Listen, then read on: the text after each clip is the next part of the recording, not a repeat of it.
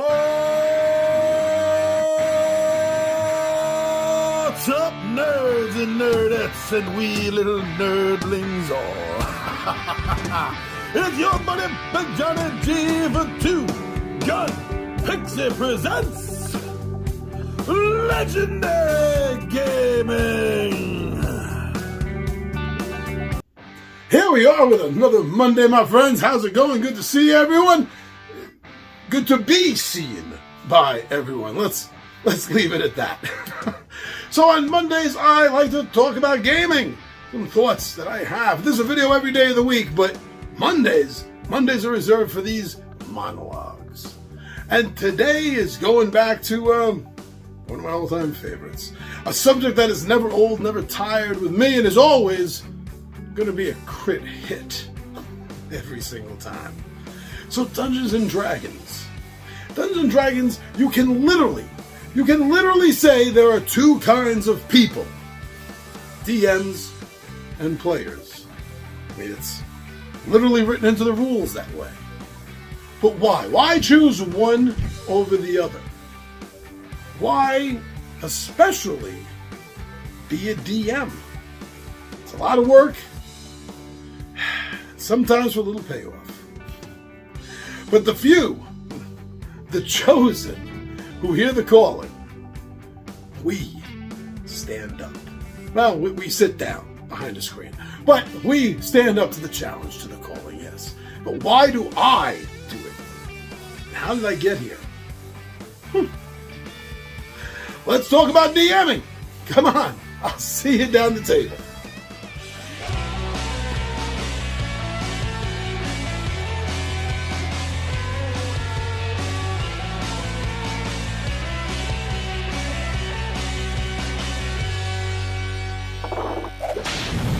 Yeah, so just picture the 70s, New York City. The 70s are closing out.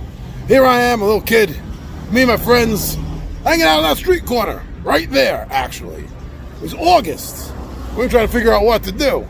And then a buddy of mine lives in that building, comes running downstairs, says, "Hey guys, I got this new game called Dungeons and Dragons." He didn't have that. Who wants to play? And that was it. That's what got me hooked. So my first year of Dungeons and Dragons was actually spent as a player, and we would get together usually at my buddy's apartment, and we'd sit on the rug and in his living room, and we'd play, and he'd run us through adventures. And man, what a shitty DM! I'm telling you, he was an absolutely shitty DM. And this is not the video to get into the things that he did to us, but he eventually ended up abandoning us, which was for the best. It was for the best. Not for me. Wow, I was upset. That following year, I was just looking for something to do because I'd found what I wanted to do, and it got taken away from me. And my buddies, the others, like Anthony, wanted to play as well. Dennis, we wanted to play. So I decided I've got to be DM. No one else is going to be DM. No one else is going to bother getting the stuff. And that's how I started. Now, to be fair, it's not that nobody else really wanted to do it. It was that nobody was really willing to jump into the amount of work. And the money, I guess that was also, I mean, we were kids. It all came down to asking our parents for the money to buy these things. So it was a couple of different factors. But somebody had to. For me, for them, somebody had to. And so I decided to dedicate my time and my money into picking up the game. And this is where we played most of our games. Right here. This pole wasn't here. So I would stand right here and use this as my DM podium. And the guys would sit at the stairs over here, and that's how we played. Back then we only had one set of dice. We only used one set of dice. Not everybody had their own set back then. So we all made the same space for rolling. But I felt like this was my calling. This was my passion.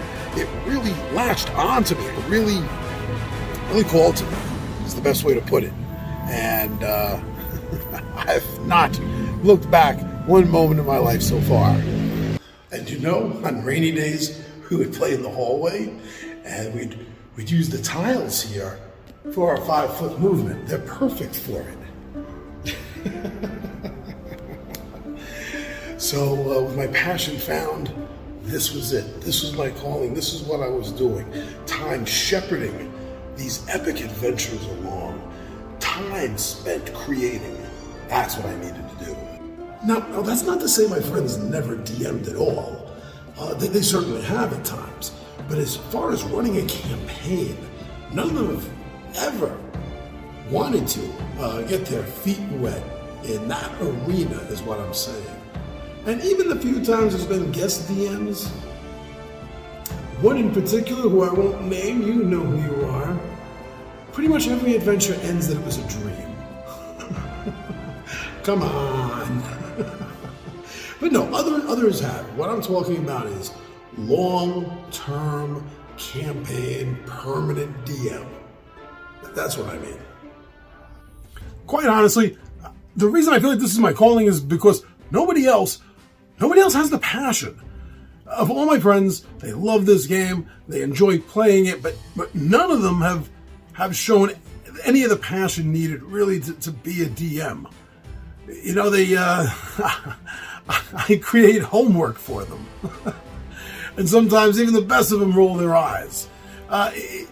They're there for the fun. They're there for the excitement. But me,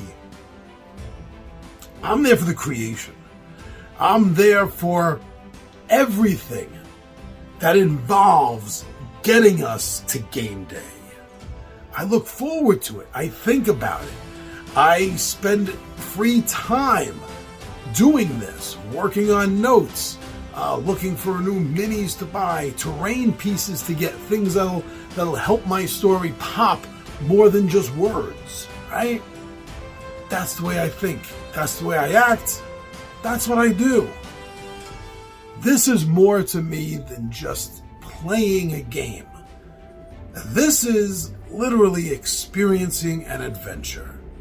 Something none of us really get to do in the real world anymore. And it's about fun. So all of these, my history, my feelings, my passion, my reasons, these are all why I choose happily every day to wake up a DM. What are some of the things that excite you about role-playing games, whether it's Dungeons and Dragons or otherwise? And are you a player?